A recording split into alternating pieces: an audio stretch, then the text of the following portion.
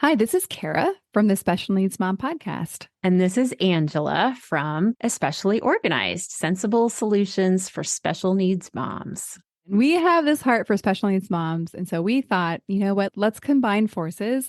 And we have come up with what we're calling the Purge Party. And you can pretty much guess what it is. It's a party where we're going to come together and we're going to purge or, in general, accomplish a goal, a small goal together. So we have set this for January 27th, starting at 8 o'clock for my Pacific Coast people, which means 11 o'clock for all of you on the East Coast. So this is an opportunity. If you have something on your to-do list that has just been stuck there and you are wanting to move it up on the list, you're wanting to tackle, maybe it's a space or an area of your home or a category in your home that has just needed a little time and attention. This is your opportunity for you to be online with us while you work and have access for us to help you answer your questions, help guide you, and just serve you for those 2 hours.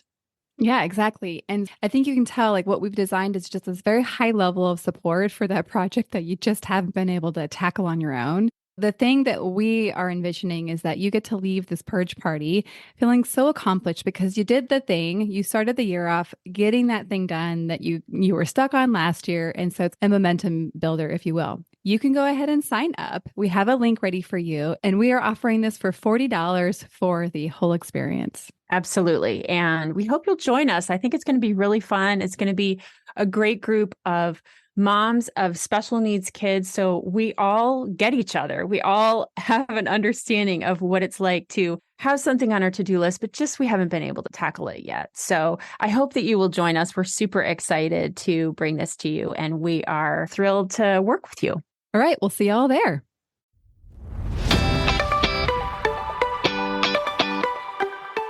Hi, I'm Kara, life coach, wife, and mom to 4 incredible and unique children. It wasn't all that long ago that my son received a diagnosis that had my world come crashing down. I lacked the ability to see past the circumstances, which felt impossible, and the dreams I once had for my life and family felt destroyed. Fast forward past many years of surviving and not at all thriving, and you'll see a mom who trusts that she can handle anything that comes her way and has access to the power and confidence that once felt so lacking. I created the Special Needs Mom podcast to create connection and community with moms who find themselves feeling trapped and with no one who really understands. My intention is to spark the flare of possibility in your own life and rekindle your ability to dream. This isn't a podcast about your special needs child. This is a podcast about you. If you are a mom who feels anxious, alone, or stuck, then you are in the right place. Welcome. Well, welcome to the Special Needs Mom podcast. I'm excited because today we have another community huddle conversation. And this huddle is all around summertime. So I'm calling it the summertime pregame huddle. I'm really going with the sports analogies apparently, but I really like the visualization of us moms coming together in this conversation here on the podcast. But, you as you're listening, I want you to consider yourself part of this huddle and almost even picture us having our arms around each other, like actually considering ourselves the team of special needs moms that are huddling together to say, hey, we have this game coming up and it's called summertime. And we know it's a pretty good team. They have beat us before. And so therefore we need a new strategy and we need to kind of bring something else to the playing field that we haven't brought before. All right, let's start by introducing the players here in this current huddle. Brooke, why don't we start with you? Tell us your name, where you're coming from, and a little bit about the picture of you being a special needs mom.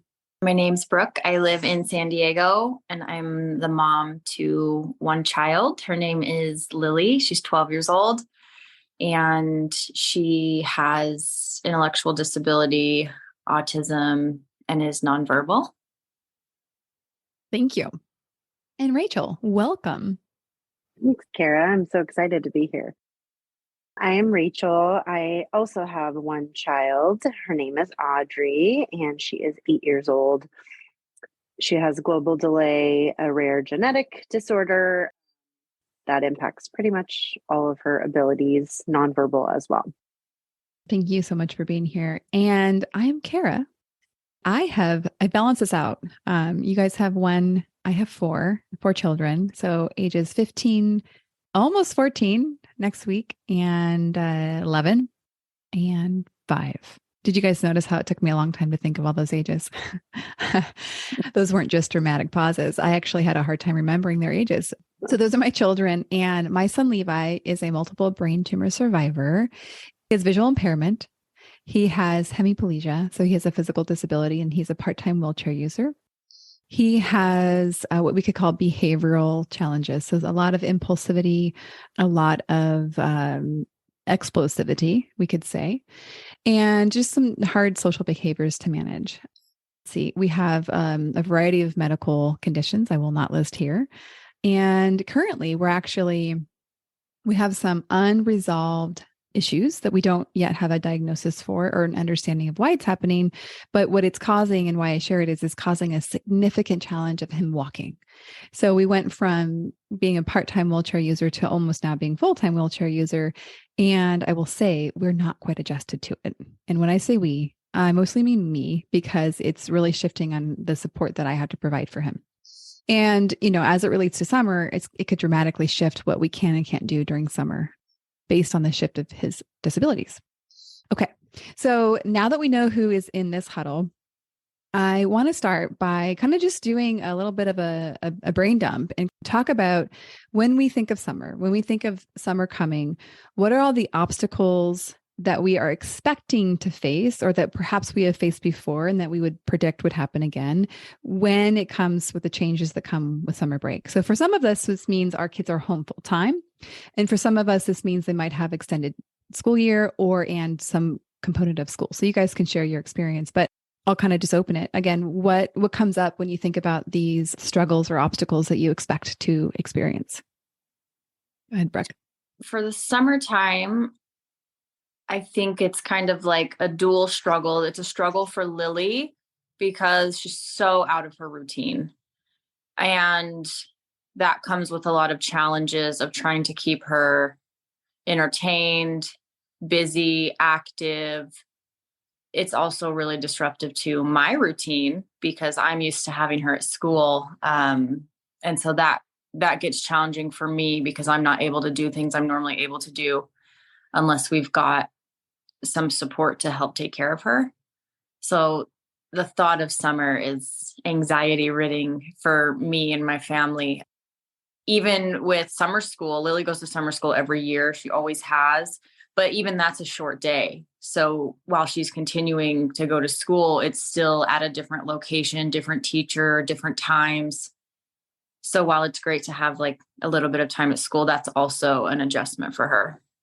Yeah, I hear a lot of adjustments. And anything to add to that, Brooke, before we give Rachel a chance? No. All right. What do you have for us, Rachel? I pretty much, Brooke just said every single I was going to say, oh my gosh, yeah. you're going to be like, yes. Yes, our lives sound very, very parallel. I wish you lived closer. Yes, my daughter is the exact same. She does do ESY, but we have a short break in between her school year and ESY, like 2 weeks. And then ESY is only like, 4 or 5, different teacher. Fortunately, it is on her campus usually because her campus is the one that houses the most children, but that's pretty much the only thing I like about it. Otherwise, the staff usually isn't as well versed with her disability. I always cross my fingers and toes that there's at least one paraeducator from the school year that knows Audrey. So I have not always sent her until we moved into this school program, only because it is at the same campus. So there's some familiarity. But just like Brooke stated, Audrey just needs to be monitored and kept busy all the time. And so it completely takes away any plans of mine. My husband currently does work from home, so that is a little bit helpful, but it's really challenging. Because of her disability, it's challenging what I can do with her by myself. Mobility wise, it's challenging because it gets really hot here. And so pretty much anything we do outside has to be before like 10 a.m. And then the rest of the day is a lot of screen time, trying to keep her entertained inside. And for me, the same, a lot of anxiety.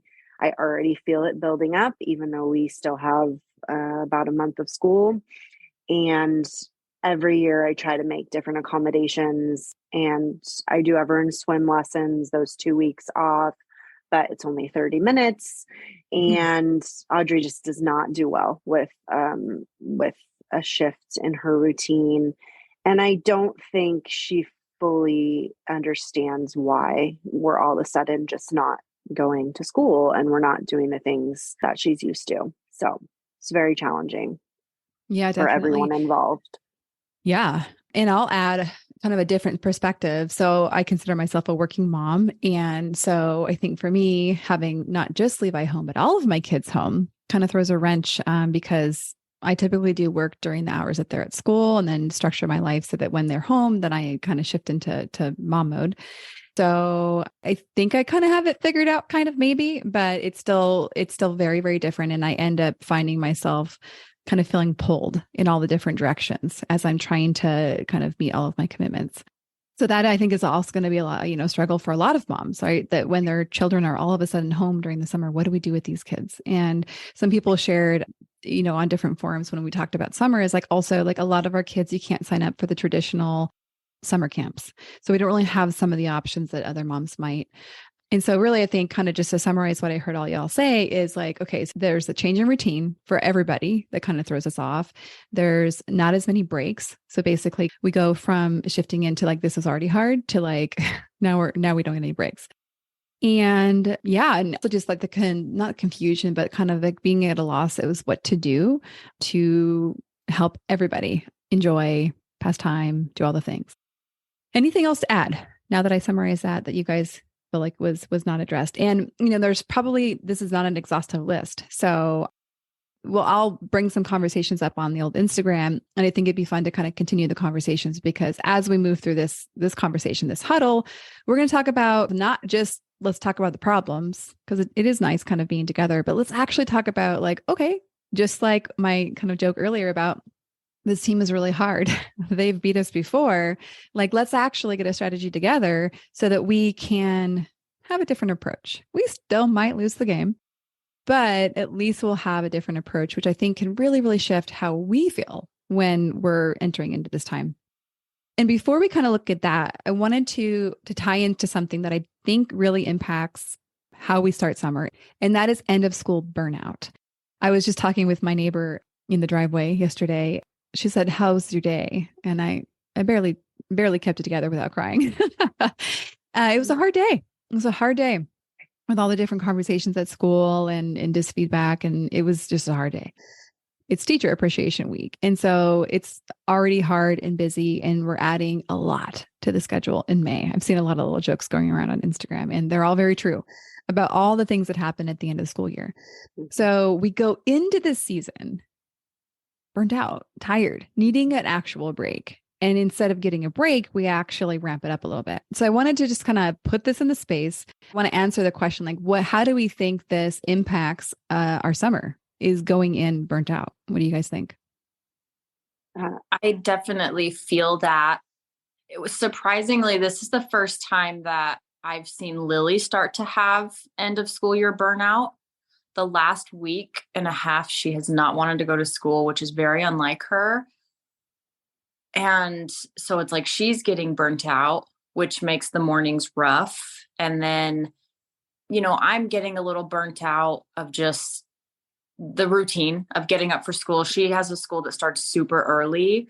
They start at like 7:45. So it's an early morning for us. And when it starts off rough because she doesn't want to go, it's not the calm before the storm. It's like the storm before the storm over here right now. And Teacher Appreciation Week is next week for us. And I always kind of struggle with that. Like, there's so many people involved with working with our kids that, I want to show them my appreciation, but having the energy to do that and make sure I include everybody and do something that's thoughtful. Oh man, it's a lot. That's a whole nother episode.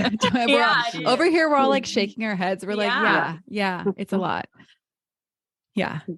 We had Teacher Appreciation Week last week. So funny how all the schools do it different. And yeah, I struggle with the same thing. Audrey has such a huge team. No one's there at the same day. It's like so hard. So this year, mom and I that pick up our daughters, we're one of the only ones that pick up versus the bus. So we chat after school while we're waiting, and we decided to pitch in together, and we had one of the nurses that's in the class take coffee orders. So we got them Starbucks coffee that on Friday morning, and then we brought them crumble cookies as well. So it never feels like enough because our kids, I know how much work it is, but they were very appreciative. They called us their coffee fairies, and yeah, it was awesome. But yeah, to go along with that, I feel the same. I think the shift is already happening, and Audrey's school goes a little bit longer than I feel like some, because she's on a track system here. But the teachers are burnout. I used to be an educator, so I know that feeling. And so I think their days are kind of filled. They're already checked out. Like their paperwork stuff is, done. And so now there's a bunch of different things. So I feel like the routine in the day is already a little different.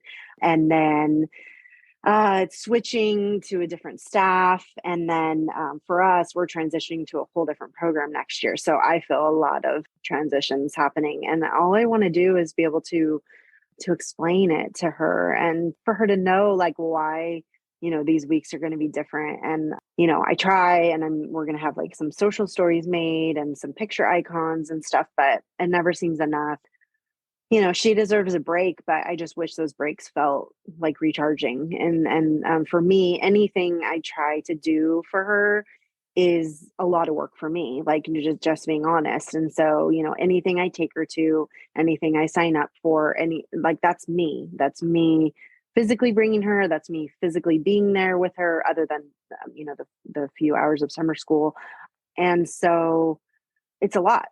And I just wish, she obviously doesn't have the ability to just tell me what she wants to do.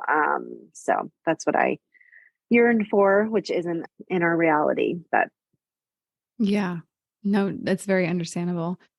So what we've established is we're in the storm before the storm. And shifting gears a little bit, actually, this question was inspired by something you wrote, Brooke, as we prepared for this episode. And it was like, maybe the grief of like looking at the moms that we are during summer versus the moms who we want to be. Because I think, you take these tired moms and then you do all the things we've been talking about. And what's predictable is that you get moms that are yelling at their kids. You get moms that are kind of pissed off about stuff. And you get moms that are just tired and need a break. And when any of us are in that situation, we just don't show up as our best selves. And then likely we have thoughts and feelings about that, about ourselves, and then are not very kind to ourselves. So there's this like a whole cycle that I'm sure everyone really understands here. And so the question I want to ask in light of this, that this is all very predictable. We know what's going to happen if we don't do anything. And we're going to, do all the things I just mentioned. So the question I want to look at is, who do we want to be as mothers this summer? I know it's kind of a vague question, but I'm going to just leave it there. And so what comes up for you when I say, who do you want to be as a mom? And I'm going to also add as a woman this summer. I'll start because I had the advanced ability of having the question. And so for me, what comes up when I think about who I want to be is organized. For me, being organized and having a plan is deeply related to me feeling calm and present. So if I start my day with no plan, it's very predictable that I will feel like a mess all day. And nobody likes me when I don't feel like I have bearings. So for me, organized, I want to be calm as a woman, as a mother. I want to be creative, not just for my kids, but for myself. And I want to be supported. I want to feel like I have options. And I want to be nourished. And that's kind of what comes up for me. I'd love to hear what comes up for you ladies. and who you want to be as a mom and as a woman? Yeah, that resonates. I definitely want to feel calm as well and present. I think that's a really big one for me. I also want to just accept that there's probably going to be some rough days.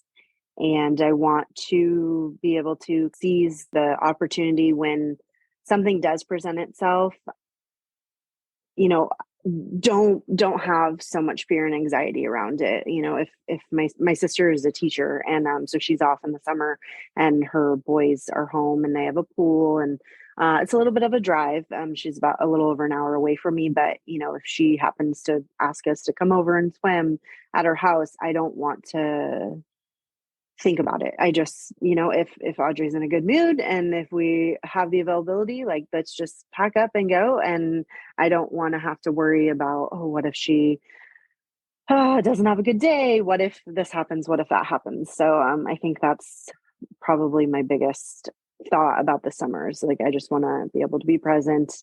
I want to be able to use the opportunities given and accept that things are going to probably be a little rough, and also scheduling things, especially for myself, not really for Audrey, Mm, but I know that, like, the gym time is usually I get to work out when Audrey's at school, and obviously that won't happen. So I need to get with it and schedule really early morning classes before my husband has to start work, even if it's only a couple days a week. Utilize my mom if she's available to help.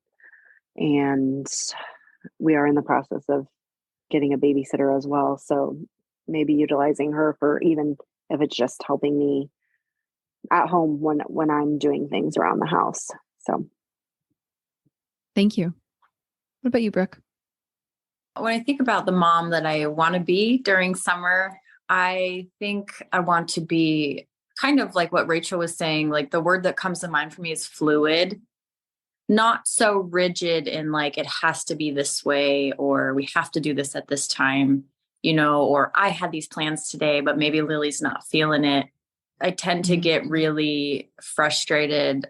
Rachel kind of explained this a little earlier, but it's so much work on us to plan, and that's all falls on our shoulders. And something I noticed that I struggled with last summer was, I have all these ideas because I want to be a fun mom and I want to enjoy my time with Lily. And then, I spend an hour and a half prepping to go to the beach.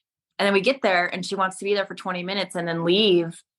And last summer, that was really frustrating for me. And so this summer, I would like to do better at being more fluid in those situations, and even just being grateful for maybe the 20 minutes of fun that we did have, rather than being upset that it didn't necessarily play out how I wanted it to.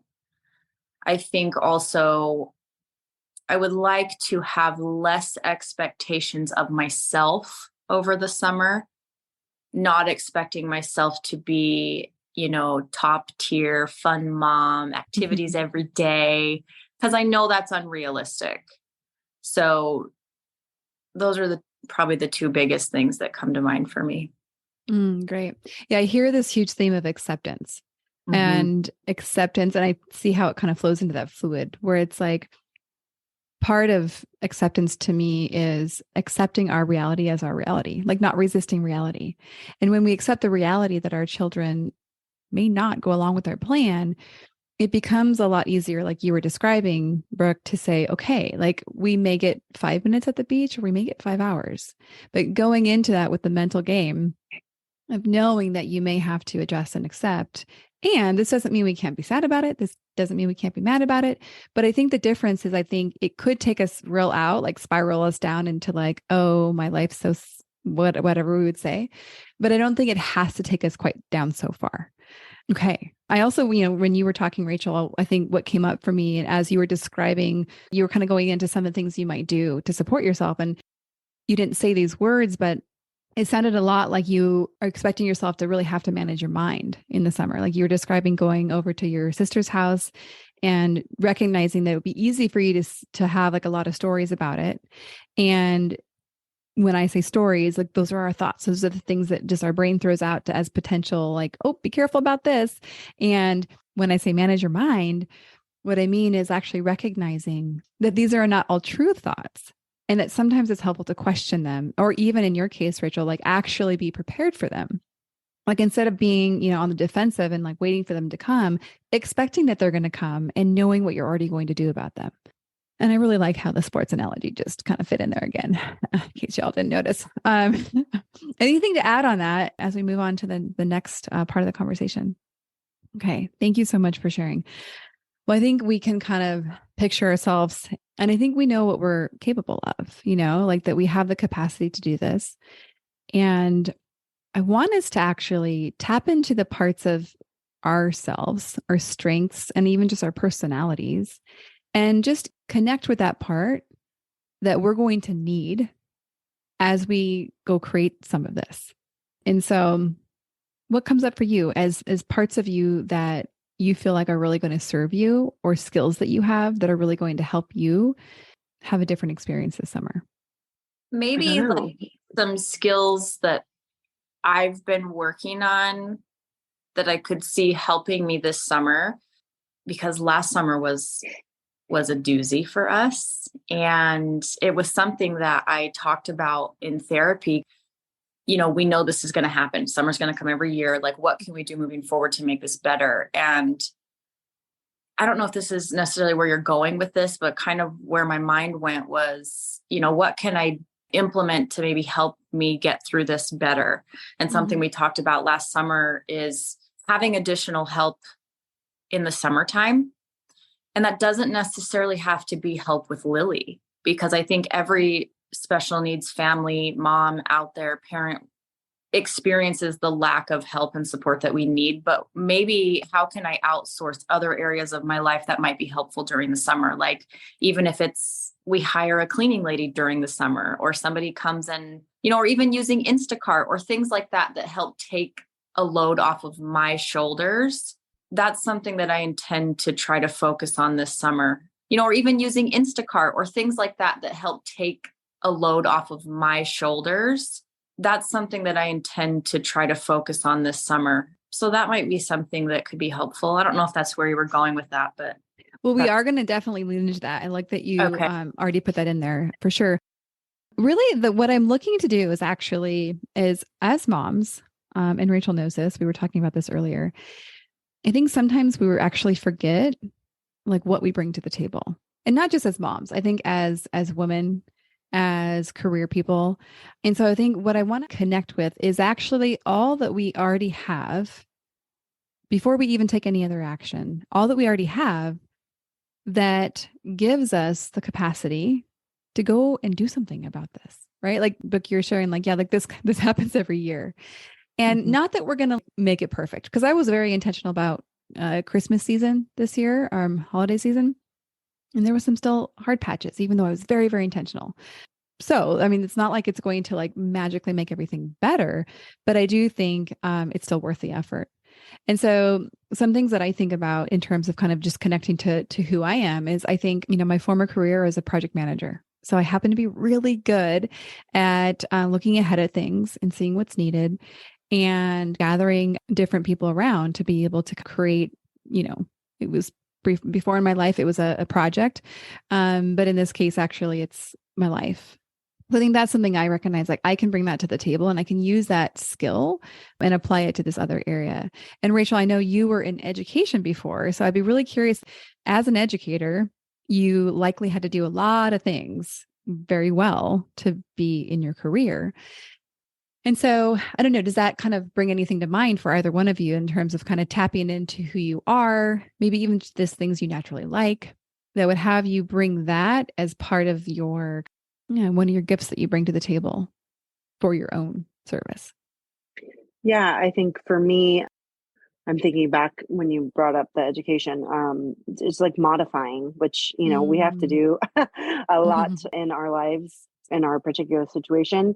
And I feel like being able to still do those activities at whatever capacity we're able to do. So the acceptance still is strong here because like accepting that it's not going to look, this way, but making the modifications, whether it's like a shorter time or a different type of activity or, whatever it is. I think I know in the past that something that I'm trying to work on is really, comparing like what we don't get to do and what I wish I Mhm. could do with my daughter on a daily basis, especially in a season of breaks and, whatnot. So yeah, just modifying whatever we can to make it through each day and to bring some fun in without making it a huge to do. Nice. Yeah, I love that. That's a really good one, modifying. Anything come up for you, Brooke? I would agree a lot with what Rachel said.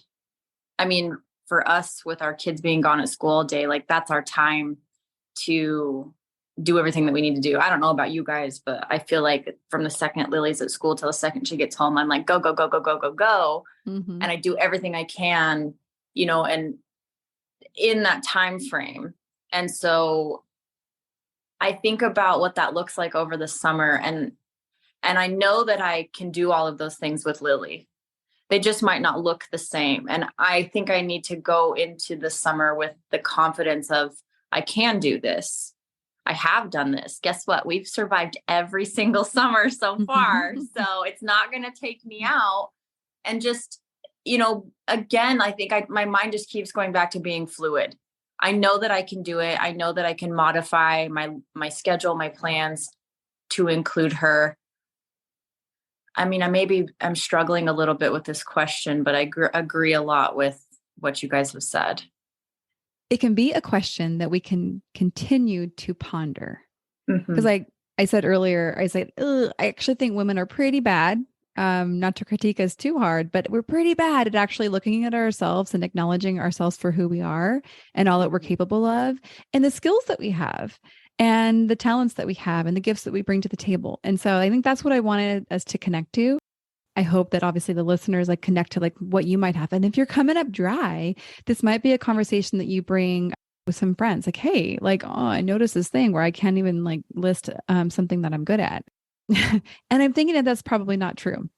I'm thinking that there's probably many, many things that we could put on this list if we just were able to see them how other people see them in us. We can leave that there for now. And maybe that's a follow-up conversation.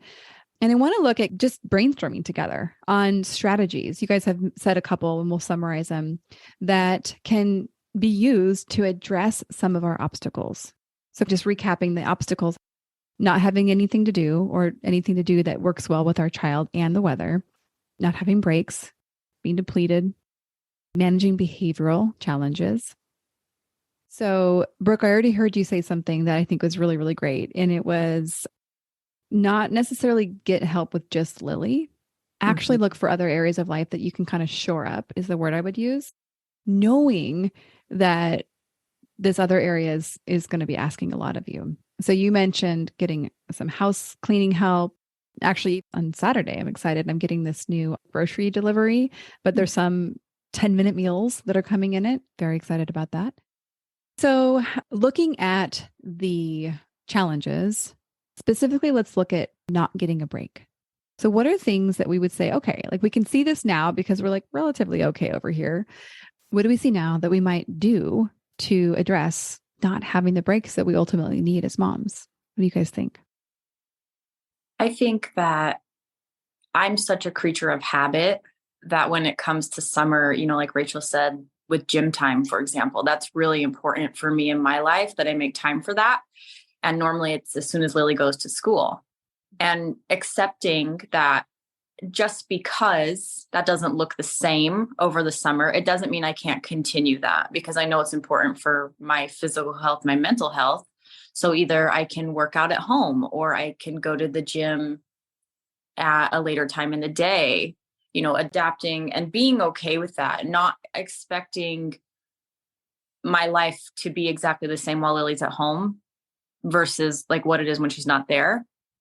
Again, the house cleaner thing that was addressed last summer, just outsourcing little things that might not seem like that big of a task when I have a break, but can be really draining when I'm with her 24/7. Going to the grocery store is something that's really draining when, you're with your kid 24/7 and you have to bring them. Okay, so I'll do a quick recap so we can kind of have a running list. So what I heard is creating an alternative schedule. So this is mostly for us, right? So finding other ways to do the things that are really important to us, specifically the gym. Some of you might not be gym people, so this might be something else for you. It could be a walk. It could be like shutting yourself in your room and not talking to anybody for just a few minutes. It could be a lot of different things, but that's actually a strategy I use where I modify my work schedule. And I recognize I work for myself, so I have the luxury of doing this, but I go from working 5 days a week to working a 3-day work schedule. So Tuesdays and Fridays are like my days to be summer mom and where I try to plan fun stuff. And then the rest of the days are not so fun. It's just basically like, how can I keep my kids alive and fed in the house, like generally put together so that I can meet my work commitments. So modifying our schedule and really in advance thinking about this. That's what I really want to point out here because, at the time that this episode airs, we will still have time, most likely, so that we can really look at this and map out our summer. So essentially, I am proposing that we actually print some calendars and we actually map it out. So whether it's the actual every day or just looking at the general, like, okay, like I'm going to go to the gym on Tuesdays and Fridays. I'm going to go at 7:00 before Rachel, in your case, like when your husband might be available to support you. Okay. So 2 strategies. So the one of scheduling and then also getting additional help. Okay. So those are really good. What else? What else do we have?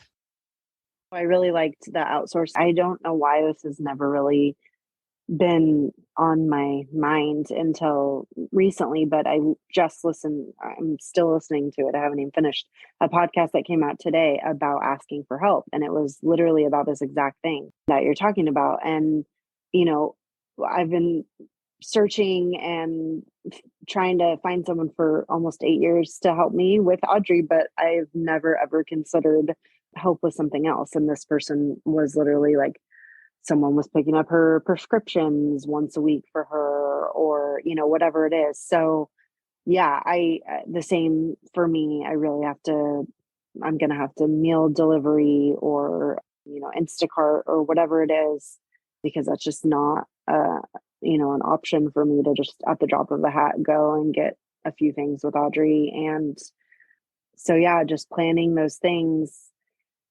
And then for me, I'm the same. I'm such a routine person. I think it's just really noticing that things aren't going to just be smooth, and I just need to be okay with that and just get through. It's not always going to be like this. This isn't every day. And this is just how it has to be right now. So. Yeah, definitely. I want to mention, I think I know the podcast you're talking about because I started listening to it today as well. Is it the Brave Together podcast? Yeah. And I wanted to mention here because I'm going to put it on Instagram as well. But I only got like a little bit into it, but I could tell it was going to be really, really good. And so I definitely feel, knowing Jessica, I feel 100% confident recommending this. So the link to this podcast is going to be on the show notes for this episode. So if you're like, oh, I'm willing to explore the idea of getting more help, please go listen to that, because I think all of us, me included, even though I preach this stuff all day long, it's really uncomfortable to get help. And so that is, I think, very applicable to this conversation, because I think a lot of this is actually stepping into the vulnerability of asking for help. So I'm going to continue to brainstorm some things I came up with in terms of getting some breaks is, like I said, designing in specific times to get breaks. So maybe you say, okay, you have a husband that can support you in this way, saying, hey, every Saturday morning for like 4 hours, that's my time. And maybe it's the whole day. Like we don't have to limit to 4 hours. I'm saying, you know what? That's my day off. I am taking a day off and I'm going to do whatever the heck I want. And you can't stop me. No. And just like, hey, this is the support I need to be able to sustain myself during summer. And I want to consider, that I hope doesn't sound extreme. I hope it sounds like, yeah, actually, I'm willing to look at how I can create these little pockets, or maybe it's even the evening. Like, so right now, my oldest child is quite active and he has activities 4 days a week that require us to drive him to. And so my husband and I switch off, and usually we stay out there during the time that he's doing the things. And I use that as time. Like on Wednesday night, I took myself to gelato and I went and saw the sunset. And I was going to read a little bit, but I got distracted. So it was great. Just that little pocket where I can then come home, get the kids to bed, and like it really, really makes a big difference. Asking for help. Again, this is just brainstorm. I want to consider that a lot of times we hear these things and us moms kind of have some resistance against them. And I was thinking about this morning because I don't know if any of you have done any physical therapy or any type of stretching where somebody else has been assisting you. And I don't know what this is called. The physical therapist can pipe in, but there's a type of stretch that when the person stretches you, you actually have to push back against them. And then you let go and then they continue to stretch you. And what happens is actually your flexibility or your muscle stretches farther than if you were just pulling it on your own or if they were just pulling it. So there's this interesting dynamic between like resisting against it and then actually being able to go farther than we did before. And I want to use that as a little bit of a jumping off point for recognizing that we're going to have to push against some of our own resistance as it comes to these ideas, because they might require us to go outside of our comfort zone or do something we haven't done before. So the ideas I had would be like doing kid swaps. And this may not work for everybody. I can acknowledge that. But it reminded me of a time way back when my kids were like little. And there was a group, I think there were like 13 moms. And I didn't know all of them really well, but I put together this spreadsheet where we had a point system where we basically were like it was a co-op. We traded babysitting back and forth. It was very complex, this point system thing. And I was like, man, I should have kept that. I could have sold it, I feel like.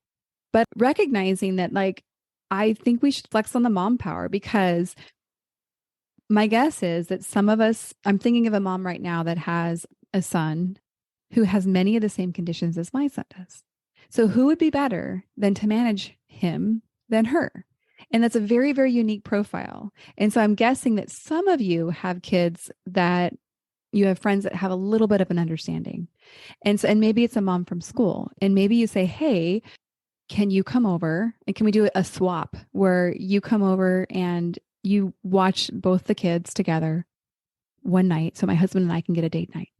Mm-hmm. And again, you have to really apply this to your own situation because everyone, I acknowledge, has very, very unique needs. But maybe you have a child who has a G-tube, and that's a very unique skill set that you can't necessarily just train somebody in one day.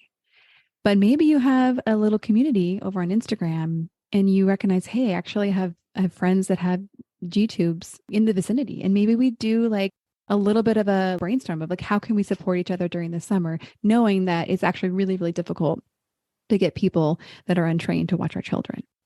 So maybe you hit up against some resistance of I can't do that because, but I want you just to like entertain it for a little bit.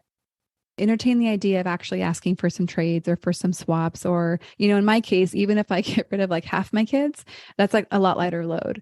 And so maybe it's for me, you know, my neighbor offered last night, hey, if Cambry ever wants to come over, like, you know, you, Dan, get away, like we can't do Levi. And I totally respect that. But like, that's one kid, one kid off my roster. Anyhow, I want to kind of bounce it off of you guys if that brings up any other additional ideas that for either one of you. I have two things that I've thought as you've been talking. I'm super big on a calendar. Mm-hmm. I am thinking, you know, as you talk about, we still have time. I almost want to get like those big like calendars they put on like work desks or things like that, you know, and it's like, let's map out our summer and we need to schedule in times that I have a break. And it's a hard commitment for me. Like, okay, this Wednesday of whatever week I'm going out, or every Wednesday or whatever, you know, and putting it on the calendar, because then that's a commitment to myself. It's not like I'll just get to it when I get to it. No, like I need to prioritize taking breaks and not feeling guilty about that. You know, something that my therapist said to me last summer was, you know, you're expecting yourself to do something 24/7. Think about the people that work with our children, you know, when they're at school, they get a lunch break, they get 15-minute breaks, you know, and you're expecting yourself to be performing 100% all the time with no breaks. And that's not realistic. So the first thing I thought of was mapping out our summer, but intentionally scheduling breaks for me by myself, to go and kind of recharge. The other thing I thought of too was we struggle sometimes, like in the moment, coming up with ideas of things to do. And so maybe while we're not under the pressure and stress of summer, we can make a list of, here's a bunch of activities that Lily enjoys.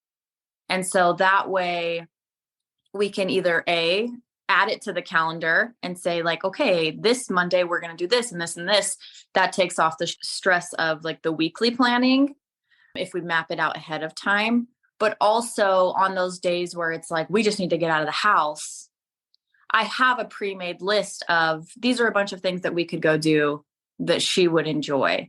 Because then that also takes the stress off again of, well, I don't know. What do you want to do? I don't know. What do you want to do? If we've already mapped that out ahead of time, it's just kind of like, oh, let's go do this thing on the list. And that makes that easier in the moment. 100%. I'm thinking about the moments in, managing my kids where if we don't know what we're doing and we're all sitting around like you did it so perfectly. I don't know. What do you want to do? Mm-hmm. It's kind of awful.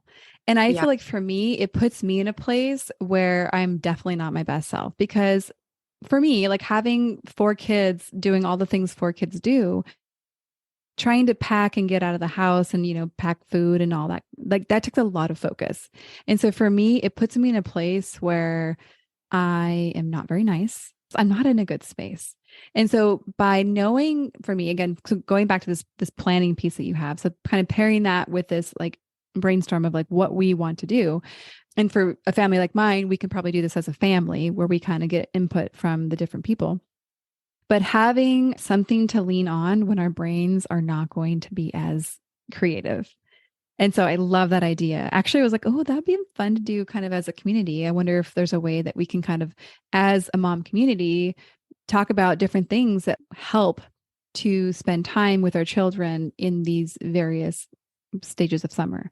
So very, very good. I love the mapping calendar out. That reminded me, I did that last year and it helps so much because one, I could see, I have major deficits in my childcare. And this year I have a different strategy already. We're good on that, but it helps me see. So for my husband's in the school administrator. And so I know that there's a 1 month where like, it's all going to be on me because he goes back to work. And so I can really clearly look at like, okay, how do I need to support myself during that short season versus when he's home? And for me, when he's home, like that's when I'm going to get real intentional about getting some of my work projects done because I'll have the support. So this idea of mapping, I just obviously can't get excited enough about that. So what else? What else do we have? I guess I do like the mapping. I feel like I'm always voicing like the things that I want or need, but I don't actually, I'm like, I want to work out 3 times a week. I want to make dinner like this, but then I don't schedule it like you said. And so then it's just like chaos always. And then you're not happy. And then, but yeah, scheduling. And then, so once you've scheduled, like really lining that up, if that's like someone coming to your house or childcare or, whatever it is. So actually following through, like I need to look in now, right now, like today about like a meal service or something, that like I want to sign up for the summer. So yeah, that is good. I feel like every year I'm always like, oh, I should do this. And then nothing really ends up happening. So totally. Well, I think the point about scheduling is a lot of times, when I'm working with clients individually, they'll say, okay, I want to do this. And then I say, okay, let's put on the schedule. And then boom, it gets real. It's like, I'm actually doing this. It went from an idea to a plan. And that really, really shifts things. So I actually even love taking this up a notch and saying, okay, like Brooke, I think you said like, okay, I'm going to put on the schedule for Wednesday night to go out or just take a break. Of maybe even having a fellow special needs mom on there and saying, I want accountability. I'm telling you that I'm going to go out 6 o'clock to 9 o'clock on Wednesday. I'm going to invite you on the calendar request. And my request from you is that you make sure I don't ditch it. And if I have to reschedule or if something does happen, then I have to find that new time, just like you would do in a professional appointment, right? If you have to cancel an appointment, you reschedule it. The other thing I wanted to put out here as just an idea, I have no idea if it would work or not, is like, I wonder if some of the paras or the people that work with our kids at school that know them and have this unique skill set want to work over the summer. And perhaps they're willing to break the rules if that's not allowed. I like rule breakers.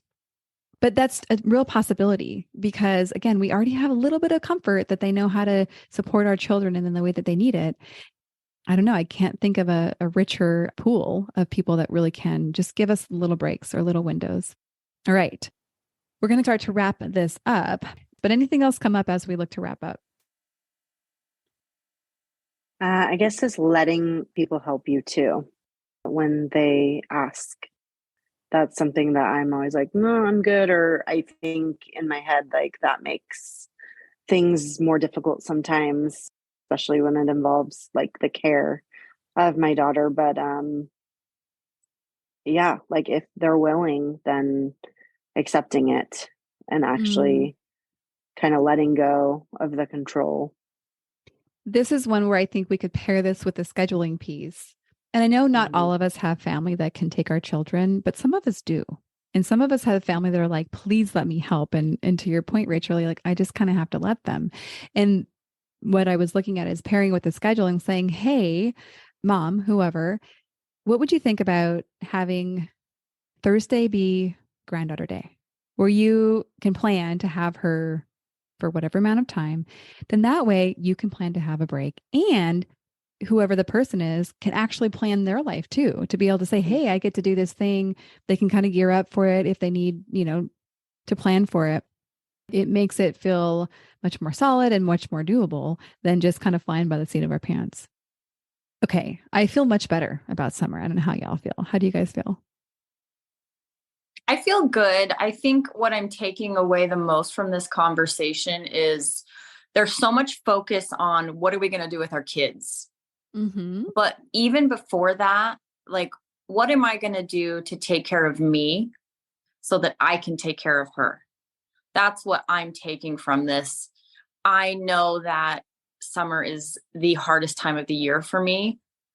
And so knowing that, what can I do to make it less hard?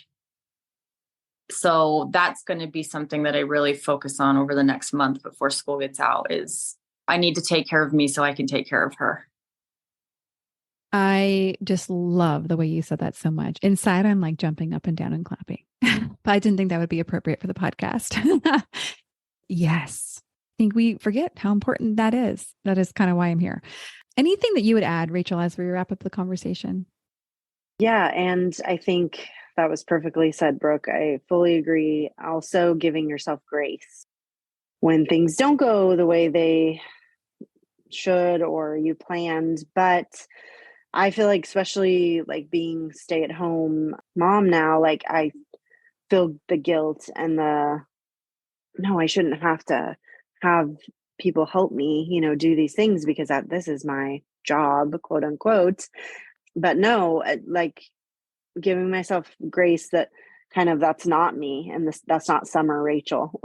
That's, I am literally, I want to be more than a caregiver, but in the summer, caregiver and mom, like kind of we always care about like identities, and that's going to be, what it is. And yes, finding, things to do for myself and scheduling those breaks, but just knowing that like, I really am, this is my time to really, own those identities and whatever comes along with that.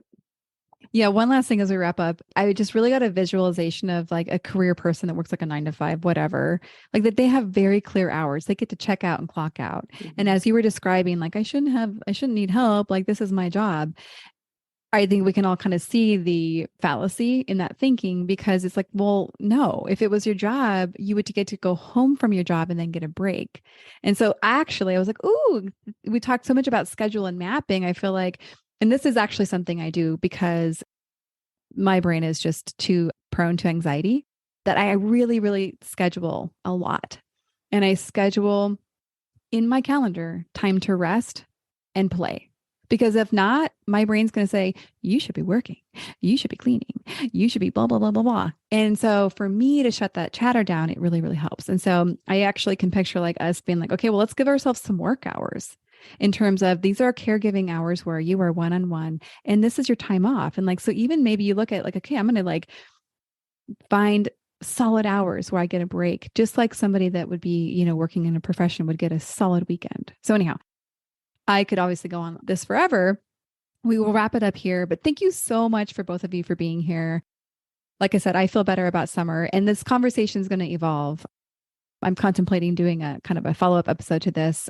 And again, just thank you so much for bringing your honesty and your brilliance to this conversation. Thank you. Thanks, Kara. All right. We'll see you on the next episode. One more thing before we officially wrap up this show. Sometimes when I'm listening to podcasts, I have the experience of wanting more. I'm listening at the very end thinking, I sure wish that episode didn't end. I invite you, if you feel in any way the same way, I invite you to the Special Needs Mom podcast community, which is a free group that I host on Facebook, where we as a community of fellow moms who listen to this podcast and are experiencing life in similar shoes, get to talk to one another, get to share stories, get to actually interact. I hope you'll consider joining. See you over there.